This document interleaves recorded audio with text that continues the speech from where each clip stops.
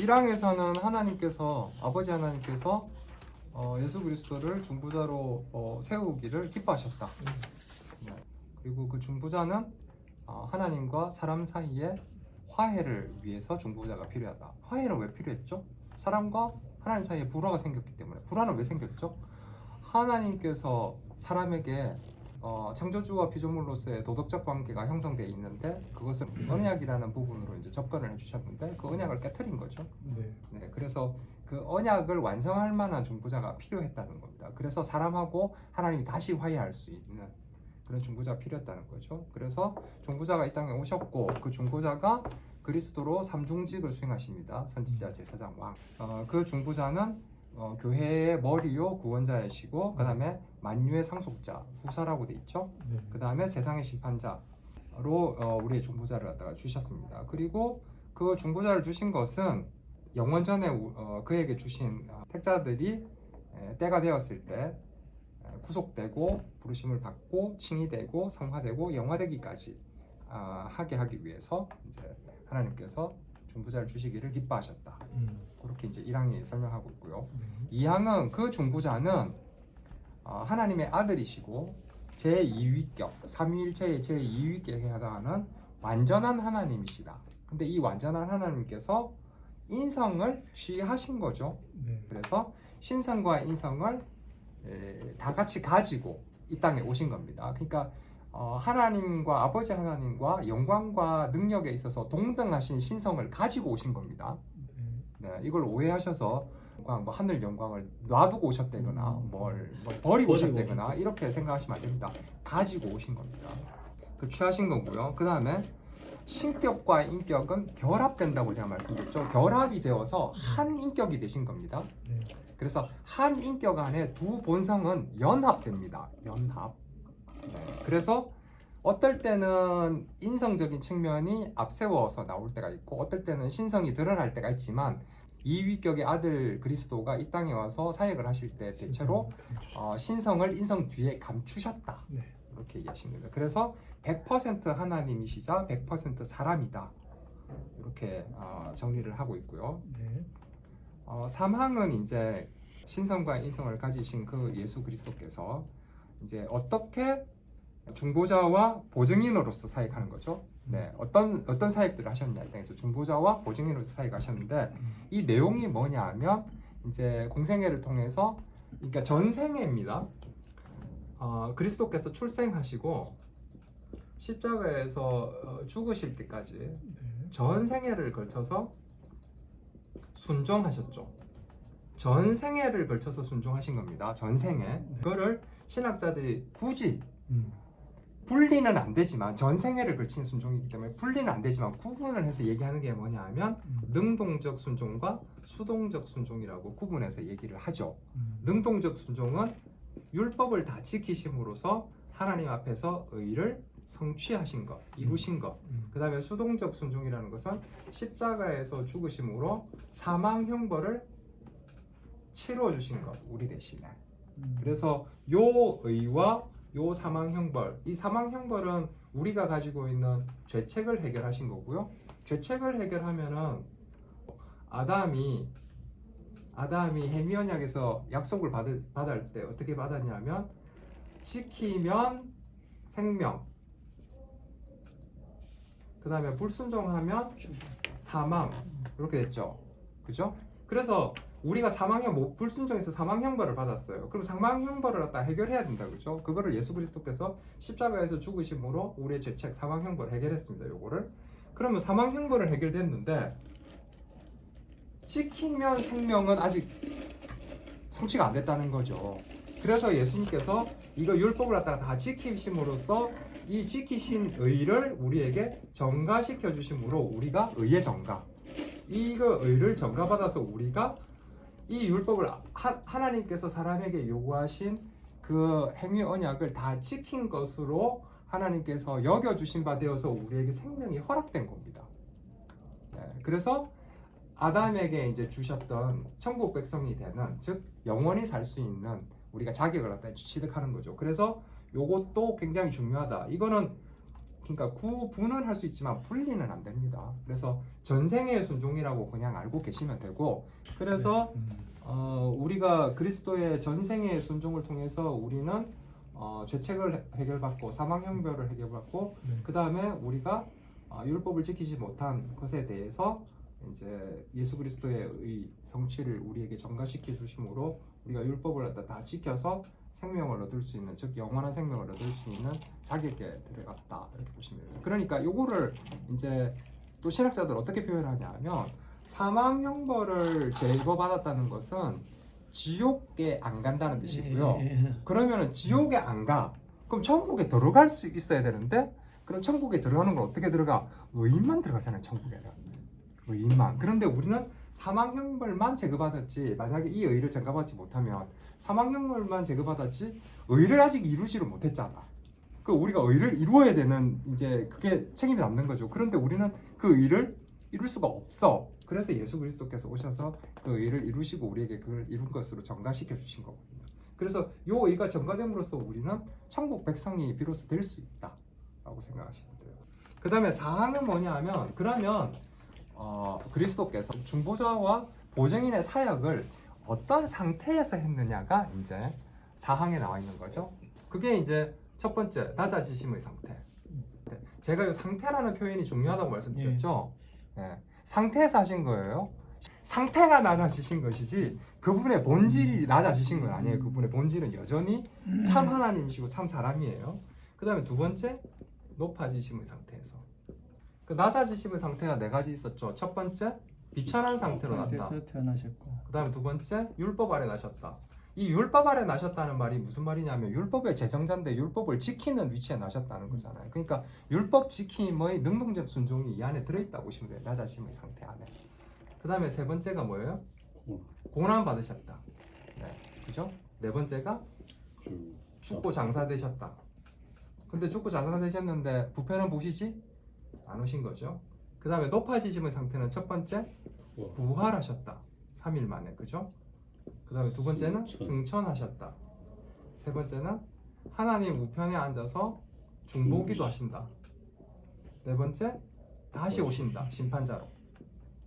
요게 높아지신 상태, 낮아지신 상태에서 우리의 중보자, 그 다음에 보증인으로서의 사역을 이제 하신다. 자, 여기서 중요한 거예요. 지난번에 얘기해드렸나 모르겠는데, 낮아짐의 상태는 끝났습니다.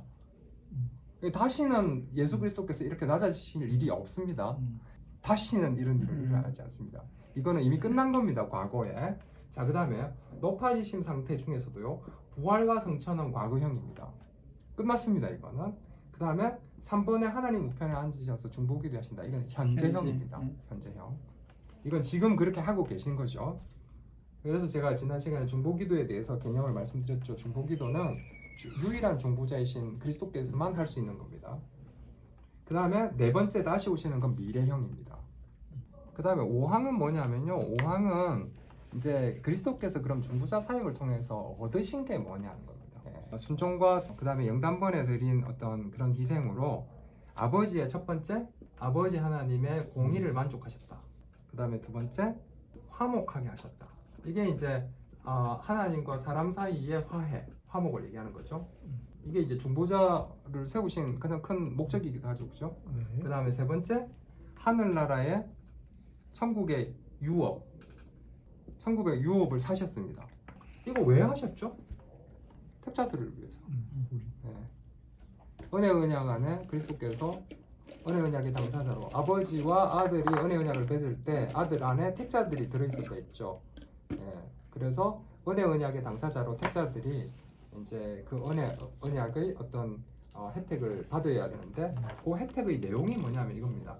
하나님 아버지의 공의가 만족된 겁니다. 그래서 우리가 그리스도의 의 때문에 우리가 의롭다함을 받는 겁니다. 칭이 되는 겁니다. 그 다음에 아버지와 그 다음에 사람, 여기서 이제 사람이라는 건 여기서 얘기하는 건 택자를 얘기하겠죠. 그러니까 택자들 사이를 화목시키시는 겁니다. 그래서 우리는 아버지 하나님 앞에 담대하게 나아갈 수 있는 겁니다. 네. 죄인은 못 나가요. 죄인은 나가면 죽는 거예요. 그런데 우리가 아버지의 보좌 앞에 담대히 나갈 수 있는 것은 우리가 하나님 앞에 칭의를 받았기 때문에, 의롭다고 선언을 받았기 때문에 우리가 화목된 걸 믿고 가는 거예요. 네. 그다음에 세 번째, 하늘나라의 모든 유업을 그리스도께서 사셨습니다. 자기의 순종, 희생으로. 그럼 그거를 다 우리에게 주시는 거예요. 그러니까 우리가 이제 양자이긴 하지만 그리스도는 맏아들이에요. 그리스도는 양자로 사모된 게 없어요. 근데 우리는 양자이긴 하지만 그리스도와 더불어서 하늘나라의 그 모든 것이 우리의 것이 되는 거예요. 우와, 너무 행복하죠. 네. 그리스도께서 중보자로서 낮아지신 상태와 높아지신 상태에서 어떤 유익을 얻으셨나는 이제 5항에서 이렇게 세 가지로 이제 얘기하고요.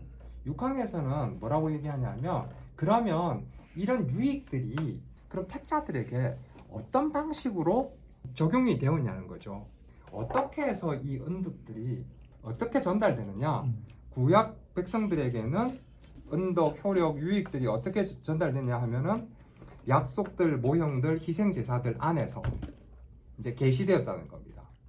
그게 이제 밑에 나오죠. 뱀의 머리를 상하게 할 여인의 씨, 그 다음에 죽임 당하는 어린 양으로 예표됐다는 거죠. 구약 시대는. 예. 그래서 구약 시대나 신약 시대나 똑같이 요 은덕들은 택자들에게 전달되었다. 7항에 대해서는. 그래서 제가 이제 설명을 하신 분들의 설명을 따가지고 이렇게 설명을 하고 있습니다. 이 부분에 대해서. 첫 번째 줄은 뭐냐면요. 각 본성 자체에 고유한 것을 행함으로써, 이 부분은 두 본성에 따라 행하시지만 이 말은 무슨 말이냐면, 예수 그리스도께서 중보자 사역을 하실 때 각 본성의 고유성을 따라서 일한다는 겁니다. 그러니까 신성을 따라서 일하실 때가 있고요, 인성을 따라서 일하실 때가 있다는 겁니다. 그 뒤에 부분에 대해서는 뭐라고 설명하고 있냐면, 뒤에 부분은 제가 이제 해석한 거는 이렇습니다. 위격의 연합에 따라 각 본성에 고유한 것이 종종 성경에서 다른 본성에 의해 이론되어지는 위격에 돌려지기도 한다.